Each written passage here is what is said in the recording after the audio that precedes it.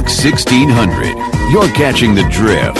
Conservative talk, intelligent conversations on local, state, and national issues with Gary Wellings, chief editor of the Current newspaper and Current Online. Join in the conversation at 734-822-1600. And now, your host, Gary Wellings.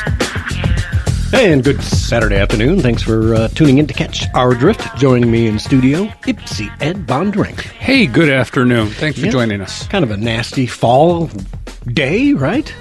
It's not summer. That's got that against it. Not as bad as it could be, I guess, right? Derek, you got to keep us appraised of what's going on the game while we're at it, right? Yeah, right now they're actually in a weather delay up at Spartan Stadium. Really? Yeah, there's actually rain and lightning and some snow, believe it or not. I thought Derek was going to say, did you say something? I'm listening to the game. Well, anyways, Derek will keep us aware of what's going on with the Michigan State game. I'm a state guy. You? Michigan. Derek's a Michigan guy, right? Yeah. Yeah. So I'm the only state guy here, right? Yeah. Not that I don't like Michigan, but when it comes to Michigan State, most of my nieces, nephews, and whatever have all gone to state. So, well, disclaimer, I don't care about football one way or the other. I went to Michigan for a semester. I'm not crying and betting on anything, so I'm good with it, right? Well, what we do on The Drift every Saturday is go over the news that we put on thedailydrift.com. It's the news you need to know. Excellent. And you'll find news from around the world, across the nation, and right here at home on there. It's the stuff you don't find on the mainstream media. So make sure you go to www.thedailydrift.com, check it out, and pass that around to people. And if you want to email me something, you don't have to call into the show. We'd love to have you call in, but you can email me, Gary at thedailydrift.com. But 734-822-1600, if it's something you want to talk about or if you want to comment on what we're talking about, please call into the show. Remember, you can be listening to this show and turn the volume of the game down and still see the action and the score. Yes, and we're much more interested. Yes.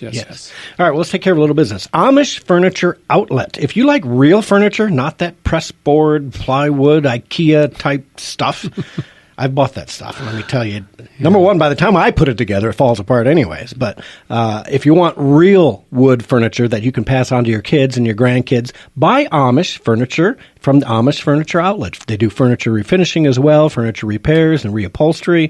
734-449-8000. That's 734-449-8000. They're located on M36 in Whitmore Lake, Michigan.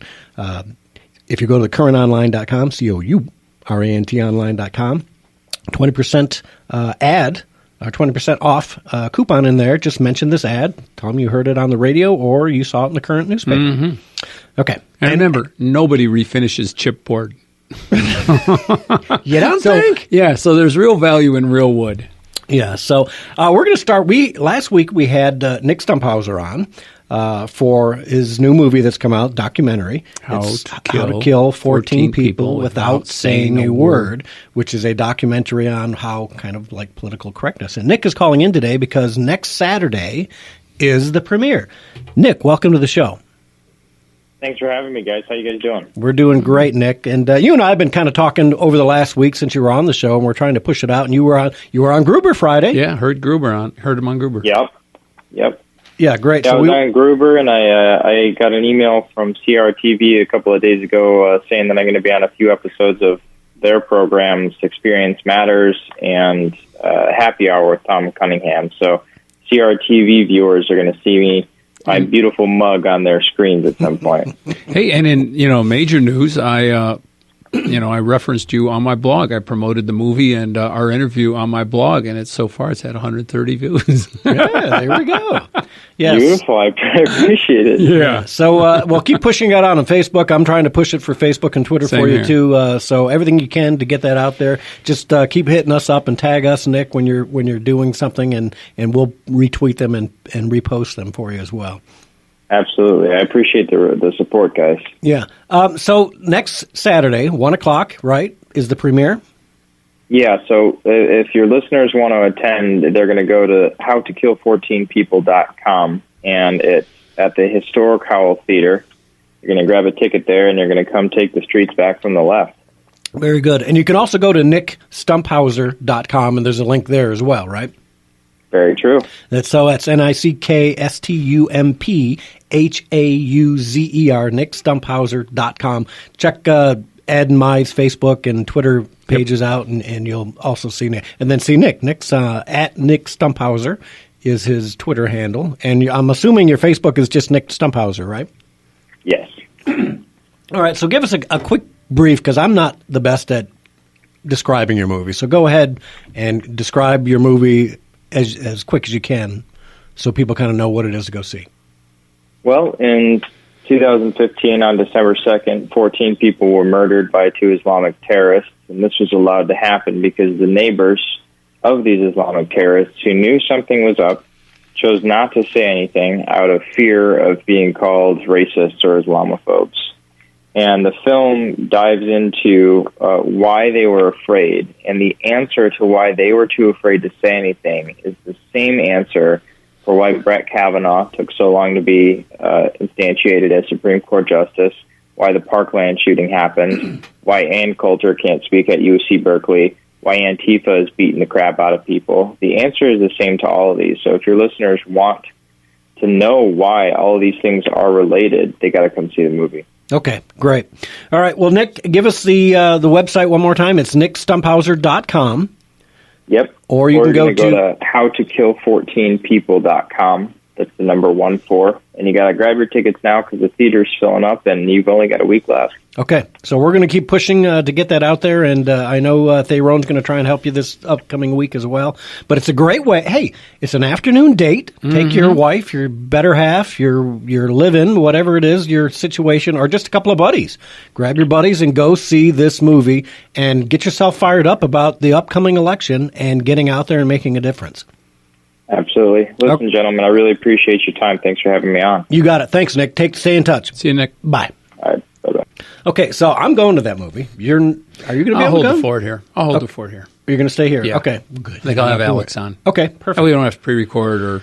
Yes, thank you. You know, really, I think it's really, a disservice to the listeners to have a best of. I don't like doing best ofs, and I don't think I have. I think most, other than maybe like Christmas. Well, we'd be talking about, because we'd be talking about something that happened 3 weeks ago. Yeah, I do too. I'm not a fan of doing best ofs because, well, number one, I don't know that there is a best of Gary.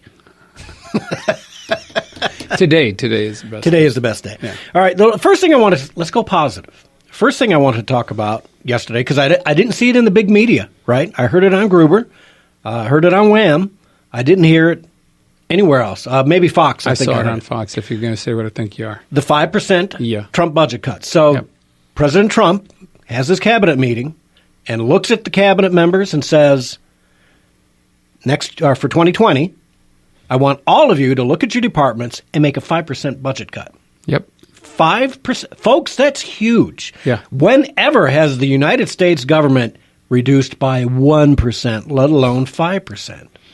I think I told you the story when I was in the Air Force, and they bought a new TV for the day room. And I said, well, why? I asked Squadron First Sergeant, I said, why did we buy a new color TV for the day room? Nobody watches it. They all have their own TVs. He says, well, we bought new furniture, too. It hasn't been delivered. I said, why would you do that? And he says, well, because if we don't spend it, we lose it. Yeah. So there's never been any incentive in the government to actually save money. It's like, well, we may need that for something next year, so we better not spend it now. Yeah, we better spend it now. And that is an absolute outrage to me that the federal government, the state government, the local governments can do this kind of budgeting. You should be rewarded by saying, you know what, you guys saved money.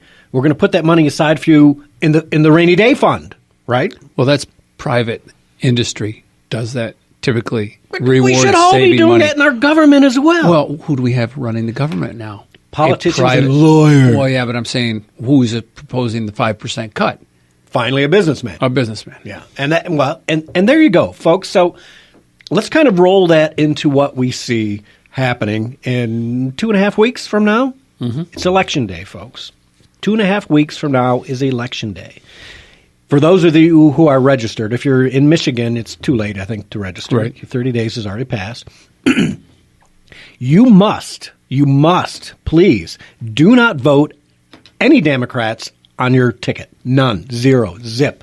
I was telling Pastor Rick before the show started, for the first time in my life, I voted absentee last week.